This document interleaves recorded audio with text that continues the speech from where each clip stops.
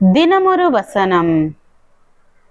1 தீமோத்தேயு 6வது அதிகாரம் 8வது வசனம். உண்ணவும் உடுக்கவும் நமக்கு உண்டாயிருந்தால் அது போதும் என்று இருக்க கடவோம். விளக்கம். சில வருடங்களுக்கு முன்பு அமெரிக்காவில் கார்களை உற்பத்தி செய்யும் ஒரு நிறுவனம் ஒரு ஆடம்பரமான காரின் விற்பனையை அதிகரிப்பதற்காக எளிய பரிசுகள் என்ற ஒரு பழைய பாடலை பயன்படுத்தினார்கள். ஒரு எளிய முறையில் திருப்தி கிடைப்பதை குறித்து விவரிக்கும் அந்த பாடலை ஒரு விலை உயர்ந்த காரை விற்பதற்காக பயன்படுத்துவது ஒரு முரண்பாடான செயலாக தோன்றியது.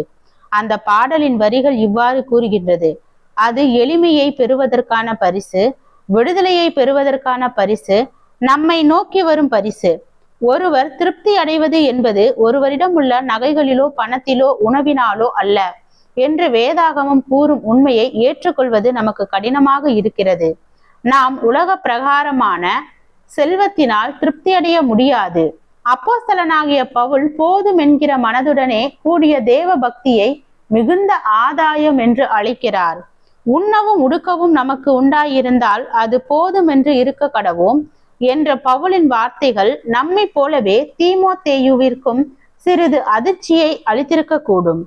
நாம் உண்பதற்கு உணவையும் உடுப்பதற்கு உடையையும் பெற்றிருப்பதற்காக நம்மில் எத்தனை பேர் இன்றைக்கு கர்த்தருக்கு நன்றி கூற போகிறோம்? நாம் அவ்வாறு செய்யும் போது நம்முடைய வாழ்க்கையில் எப்படிப்பட்ட மறுமலர்ச்சி உண்டாகும்? திருப்தி நாம் அனுபவிக்க வேண்டிய ஒரு பரிசு என்பதையும் அந்த பழைய பாடல் நமக்கு நினைப்பூட்டுகிறது. நாம் செல்ல வேண்டிய சரியான இடம் அன்பும் மகிழ்ச்சியும் நிறைந்த ஒரு பள்ளத்தாக்கு என்று அது கூறுகிறது. தேவன் நமக்கு அளிக்கும் எளிய பரிசுகளின் மிகுதியால் நாம் திருப்தி அடைய முடியும். ஜெபம். தேவனுக்கு ஸ்தோத்திரம். தேவனே, நாங்கள் எங்களுடைய வாழ்க்கையில் எல்லா விதத்திலும் எல்லா சூழ்நிலைகளிலும் தேவ சித்தத்தின்படி வாழ கிருபை பாராட்டும். ஆமீன்.